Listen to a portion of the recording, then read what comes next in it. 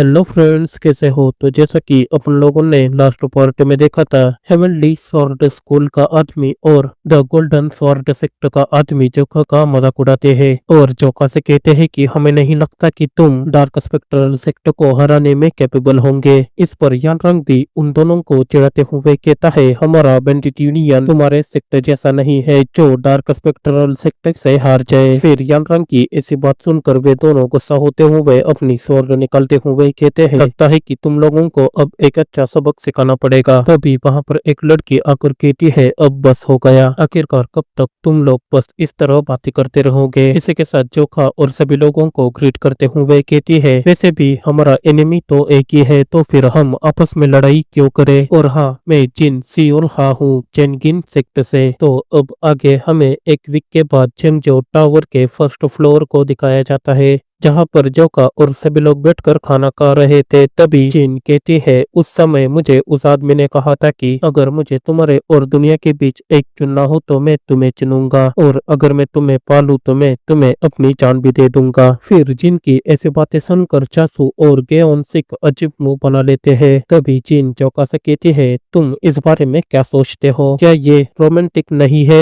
मुझे तो ऐसे आदमी बहुत ही ज्यादा पसंद है। इसी के साथ और भी ज्यादा चिल्लाते हुए कहती है, मैं बहुत ही ज्यादा हैरान हूँ कि स्वॉर्ड्समैन जोका आखिरकार क्या सोचता है। तभी गेओन सिक धीरे आवाज में जिन से कहता है, अरे मार्शल सिस्टर जिन, मुझे लगता है कि आपने बहुत ज्यादा ड्रिंक की है, तो चलो अब यहाँ से चलते हैं। इस पर जिन कहती है, आखिरकार आप किस बारे में बात कर रहे हो? चीजें तो बहुत अच्छे से चल रही है और मैंने तो बस थोड़ी सी ही ड्रिंक की है। तभी चौका जिन से कहता है, लेडी जिन, मुझे लगता है कि अब हमें सो जाना चाहिए क्योंकि कल सुबह हमें लंबी यात्रा पर जाना है। इस पर जिन जोका को हक करते हुए कहती है, मुझे इतनी अच्छी जगह पर दोबारा पीने का मौका नहीं मिलेगा, और वो भी इतने ज्यादा हैंडसम स्वॉर्ड्समैन के साथ, तो चलो थोड़ा सा और पीते हैं। इसी के साथ जोका से और भी ज्यादा चिपकते हुए कहती है, कहीं मैं तुमको परेशान तो नहीं कर रही हूँ? इस पर जोका कहता है, नहीं नहीं। तभी चासू और गेओन सिक जिन को ले जाते हुए कहते हैं, हमें माफ कर दीजिए स्वॉर्ड्समैन जोका, हम सिस्टर जिन को संभाल लेंगे। इस पर जिन रोते हुए कहती है, मुझे स्वॉर्ड्समैन जोका के साथ और थोड़ी देर रहना है और उनके साथ ड्रिंक करनी है। लेकिन वे दोनों जिन की एक भी बात नहीं सुनते और उसे बाहर लेकर आ जाते हैं। फिर जिन उन दोनों से कहती है, आखिर तुम दोनों क्या कर रहे हो? मुझे छोड़ दो। तभी चासू कहता है, ये इतना ज्यादा है कि मैं उससे निपट नहीं सकता। इस पर गेओन सिक भी कहता है, हाँ ये कितना ज्यादा अनरियल है। आखिरकार कैसे मार्शल सिस्टर जिन उस जैसे टेरिफाइंग स्वॉर्ड्समैन को कसकर पकड़ सकती है। फिर उन दोनों की बातें सुनकर जिन कहती है, मैंने तो कुछ खास नहीं किया, तो फिर तुम दोनों कैसे कह सकते हो कि मैंने उसे टाइटली हक किया था? तो अब बस हुआ, अब मुझे छोड़ दो। इस पर वे दोनों भी जिन को छोड़ देते हैं। तभी चासू कहता है, मार्शल सिस्टर जिन, आपने बहुत ज्यादा ड्रिंक कर ली है। इस पर जिन अपना मुंह फुलाते हुए कहती है, आखिरकार तुम दोनों किस बारे में बात कर रहे हो? मैंने तो बस थोड़ी सी ही पी है। यह सुनकर जासू कहता है, लेकिन एक मिनट पहले तो आप कैसी हरकतें कर रही थी। तभी जिन उसकी बात काटते हुए कहती है, अब मुझे समझ में आ गया कि तुम दोनों की कोई गर्लफ्रेंड क्यों नहीं है। सचमुच तुम मार्शल आर्टिस्ट एक लड़की के दिल की फीलिंग्स भी नहीं समझ सकते। वैसे भी एक वीक पहले तुम दोनों तो स्वॉर्ड्समैन जोका के साथ लड़ाई करना चाहते थे, तो अब ऐसा क्या हुआ कि तुम दोनों उससे ठीक से बात भी नहीं करते? इस पर गेओन सिक कहता है, एक्चुअली उस समय हमें नहीं पता था कि वो इतना ज्यादा स्ट्रॉन्ग है। इसी के साथ 2 दिन पहले का इंसिडेंस याद करते हुए कहते हैं, वैसे भी किसने सोचा था कि स्वॉर्ड्समैन जोका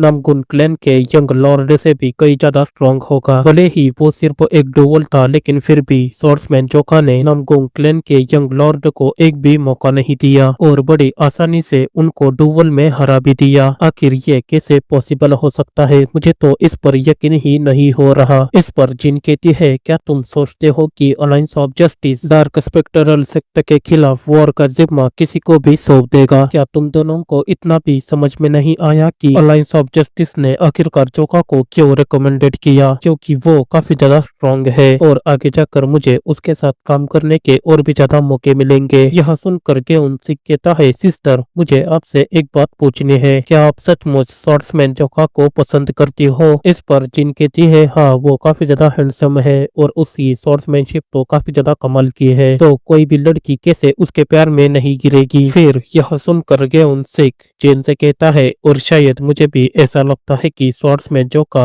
आप में इंटरेस्टेड है। इस पर जिन कहती है क्या सचमुच ऐसा है? फिर गेउन सिक कहता है वैसे भी वो बेंडिट यूनियन का हेड पोर्टल है और आप अलायंस ऑफ जस्टिस की डिसाइपल। और जब दो यंग लोग एक दूसरे के साथ काफी लंबे समय तक रहते हैं तब उन दोनों के बीच कुछ ना कुछ तो होता ही है। यह सुनकर चासू कहता है क्या बकवास बात कर रहे हो? अलायंस ऑफ जस्टिस और बेंडिट यूनियन सिर्फ डार्क स्पेक्ट्रल सेक्टर के वजह से एक साथ काम कर रहे हैं, लेकिन फिर भी तुमको लग रहा है कि ये काफी ज्यादा लंबे समय तक चलेगा। पर मैं तुमको बता दूं जब डार्क स्पेक्ट्रल सेक्टर एक बार खत्म हो जाएगा तो हमारा अगला टारगेट बेंडिट यूनियन होगा। तो तुम ही बताओ अलायंस ऑफ जस्टिस की डिसाइपल्स और बेंडिट यूनियन का हेड पोर्टल कैसे एक दूसरे के दोस्त हो सकते हैं? यह सुनकर जिन गुस्सा होते हुए कहती है आखिर कैसे नहीं हो सकते, क्या दोस्त होना कोई गुनाह है? इसी के साथ हमें एक लड़के को दिखाया जाता है जो उनकी तरफ ही आगे बढ़ रहा था। फिर उसे देखकर जिन थोड़ी सी हैरान हो जाती है। तभी वो लड़का उन सबको क्रॉस करते हुए आगे निकल जाता है। फिर उसके जाने के बाद जिन चासू और ग्यान सिक से कहती है क्या ये लड़का स्वॉर्ड्समैन जोका की तरह नहीं दिखता? इसी के साथ हमें जोका और यानरांग को दिखाया जाता है जो अभी भी खाना खा रहे थे। फिर यानरांग जोका से कहता है आपको देखकर ऐसा लग रहा है कि उस लड़की ने आपको बहुत ज्यादा परेशान किया है। इस पर जोका कहता है नहीं वैसा नहीं है। फिर यानरांग कहता है अच्छा तो ऐसा है, वैसे मुझे भी लग रहा था कि आप दोनों एक दूसरे से मिल रहे हो।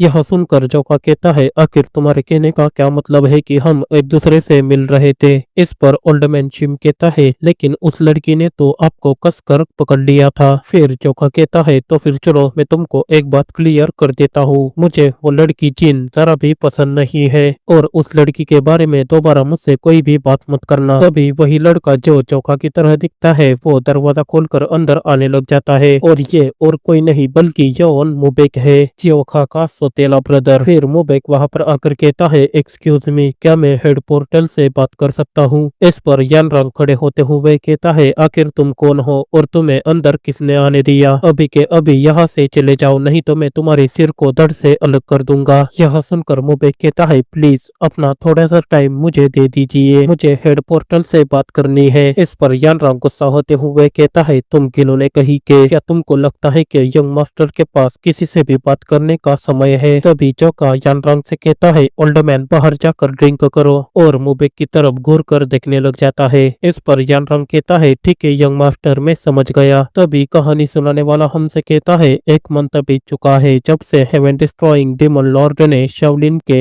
हेड के साथ कॉन्टेक्ट बनाया था। फिर उसके बाद अलायंस ऑफ जस्टिस ने वायरोंग मेनोर के मामलों में इंटरफेयर करना बंद कर दिया और फिर हेवन डिस्ट्रॉइंग डेमन लॉर्ड ने वायरोंग मेनोर के ऊपर हमला बोल दिया और उनको फिर से रिबिल्ड होने से रोक दिया। और जो लोग वायरोंग मेनोर को रिबिल्ड करने में मिसबेक की मदद कर रहे थे उन लोगों ने जैसे ही हेवन डिस्ट्रॉइंग डेमन लॉर्ड का नाम सुना तो वे लोग तुरंत ही पीछे हट गए और ऑर्थोडॉक्स सेक्ट और अलायंस ऑफ जस्टिस ने भी वायरोंग मेनोर की जरा भी मदद नहीं की क्योंकि ऑर्थोडॉक्स सेक्ट तो पहले ही डार्क स्पेक्ट्रल सेक्ट के साथ लड़ाई करके काफी ज्यादा थक गया था। इसीलिए उन्होंने बिना कुछ बोले ही वायरोंग मेनोर से अपना मुंह मोड़ लिया। वैसे भी वायरोंग मेनोर ने बेंडिट यूनियन के हेड पोर्टल के साथ पास्ट में बहुत बुरा बर्ताव किया था और इसी रीजन के वजह से आज हेवन डिस्ट्रॉइंग डेमन लॉर्ड खुद वायरोंग मेनोर के सामने खड़ा हुआ है और हेवन डिस्ट्रॉइंग डेमन लॉर्ड की वजह से आज कोई भी वायरोंग मेनोर के साथ खड़ा नहीं है। फिर प्रेजेंट में मुबेक जोका को वाइन सर्व करते हुए कहता है मुझे तुमको ग्रीट करने के लिए बहुत पहले ही आना चाहिए था,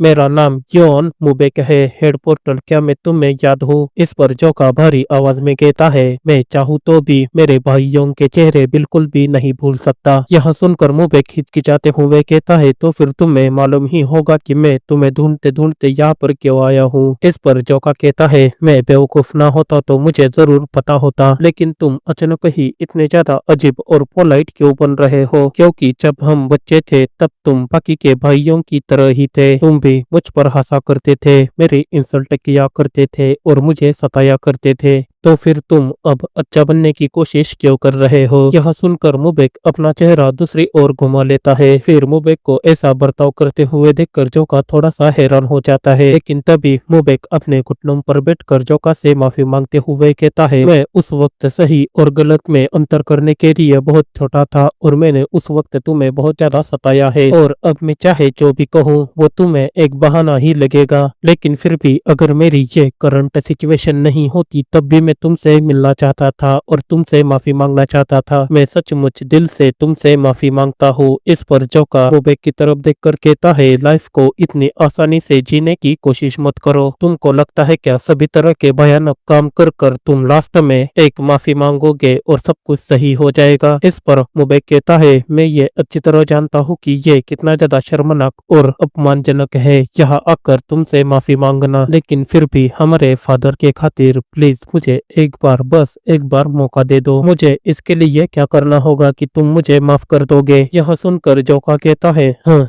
तुम्हें अच्छे से पता है कि मेरे साथ क्या हुआ था तुम्हारी माँ और मेरी आंटी के वायरंग मेनोर में, है ना? इस पर मुबेक अपने दांत पीसते हुए कहता है, हाँ मैं जानता हूँ। फिर जोका खड़े होते हुए कहता है, तुम्हें पहले से ही पता है और फिर भी तुम में इतनी हिम्मत है कि तुम यहाँ पर आकर मुझसे माफी मांग रहे हो। इस पर मुबेक जोका से कुछ भी नहीं कहता। तभी जोका उसके सामने आकर कहता है, अगर तुम मुझसे माफी मांग रहे हो तो क्या तुम्हें ऐसा नहीं लगता क्या जिन जिन लोगों ने मेरे साथ बुरा बर्ताव किया था उनने यहाँ पर आकर पहले मुझसे माफी मांगनी चाहिए? इसी के साथ जोका उन सब के नाम लेने लग जाता है जिन जिन लोगों ने जोका को टॉर्चर किया था। आंटी, योन फैमिली के एल्डर्स और बेक क्लैन के वॉरियर और उनके मास्टर लॉर्ड बेक, और साथ ही में लॉर्ड यांग जिन्होंने वायरंग मेनोर को फिर से रिबिल्ड होने में बहुत ज्यादा मदद की। अगर वे सभी अपने पापों का प्रायश्चित करने के लिए यहाँ पर आकर मेरे सामने घुटने टेक देंगे तो शायद मैं वायरंग मेनोर को माफ कर दूंगा। यह सुनकर मुबेक हिचकिचाते हुए कहता है, क्या कोई और रास्ता नहीं है? इस पर जोका कहता है, क्या तुम सचमुच मुझे बेवकूफ समझ रहे हो? अब मैं पहले जैसा जोका नहीं रहा हूँ, और अगर तुम मेरी जगह होते तो तुम मुझसे भी ज्यादा कठोरता से इस मामले को संभालते। अगर कोई व्यक्ति सब कुछ खोने के लिए तैयार है तो ये कहना मुश्किल है कि वो क्या कोशिश करेगा। तो उन्हें जाकर ये बताओ कि वे इस लास्ट अपॉर्चुनिटी का अच्छे से और बुद्धिमानी से यूज करे। वैसे भी मैं कल से बहुत ज्यादा बिजी रहने वाला हूँ। इस पर मुबेक कहता है, ठीक है मैं तुम्हारी बात समझ गया, हमें एक और मौका देने के लिए मैं तुम्हारा हमेशा थैंकफुल रहूंगा। और इसी के साथ वहाँ से जाने लग जाता है। देन सीन कटोकर हमें अगले दिन हैनान प्रोविंस काउंटी को दिखाया जाता है, जहाँ पर हमें घुड़सवार कैरियज भी दिखाया जाता है जिसके अंदर जोका और बाकी के सभी लोग हैं। तभी चीन खिड़की से बाहर की ओर झांकते हुए कहती है, इस जगह पर तो पहले से ही स्नोफॉल हो रहा है, पहाड़ों और पेड़ों पर पड़ी बर्फ को देखो, वे कितना ज्यादा ब्यूटीफुल दिख रहा है। इस पर ग्योन सिक कहता है, मार्शल सिस्टर प्लीज चुपचाप बैठो, वैसे भी बाहर बहुत ज्यादा ठंड है। चिन कहती है, ओ मार्शल ब्रदर ये इतना भी बुरा नहीं है, और ये कितनी ज्यादा शर्म की बात है, अगर हम बिजी नहीं होते तो हम नदी के किनारे बैठकर पानी पीते। इस पर ग्योन सिक कहता है, क्या मार्शल सिस्टर आपको यहाँ पर गर्मी लग रही है? लेकिन मैं आपको बता दूं, अगर एक बार आपने बाहर कदम रख दिया तो आपको सामने कुछ भी नहीं दिखेगा, क्योंकि ये जगह बहुत ही ज्यादा कोल्ड है। इसी के साथ हमें कैरियर चलाने वाले को दिखाया जाता है जो और कोई नहीं बल्कि चासू है, जो ठंडी की वजह से बुरी तरह से कांप रहा है। अभी चिन कहती है, तो फिर ठीक है मैं अगली शिफ्ट ले लूंगी। तो गाइज मैं आपको बता दूं, ये लोग बारी बारी से घुड़सवारी कर रहे हैं, यानी जिसकी भी बारी आएगी वे बाहर जाकर घुड़सवारी करेंगे। फिर जोका भी कहता है, तो फिर ठीक है मैं ओल्ड मैन यानरंग के बाद कैरियज को बाहर जाकर चलाऊंगा। फिर यह सुनकर चियोन कहता है, तो फिर ठीक है हम भी सभी मिलकर तुम्हारी मदद करेंगे। इस पर जोका कहता है, तुम्हें घुड़सवारी करनी है तो तुम करो, लेकिन नोमिन को नहीं। यह सुनकर चियोन कहता है, क्यों नहीं? फिर जोका कहता है, क्योंकि बाहर बहुत ही ज्यादा ठंडी है। यह सुनकर आप चियोन को तो रिएक्शन देख ही सकते हो। फिर जोका कहता है, चियोन तुम भी ये नहीं चाहोगे कि नोमिन यानी कि तुम्हारी बहन को ठंडी लगे, है ना? इस पर नोमिन यानी कि हमारी नामगुन प्रिंसेस कहती है, जोका कोई बात नहीं मैं कर लूंगी। फिर चौका कहता है, नोमिन क्या तुम श्योर हो, क्योंकि बाहर बहुत ही ज्यादा ठंडी है। इस पर नोमिन कहती है कोई बात नहीं और थैंक यू मेरी इतनी ज्यादा केयर करने के लिए। फिर चौका कहता है अगर तुमको बहुत ज्यादा ठंडी लगे तो मुझे बता देना। इस पर नोमिन कहती है ठीक है। फिर उन दोनों की ऐसी प्यारी भरी बातें सुनकर जिन उन दोनों की तरफ अजीब नजर से देखने लग जाती है और फिर अपना मुंह फुलाकर चुपचाप बैठ जाती है।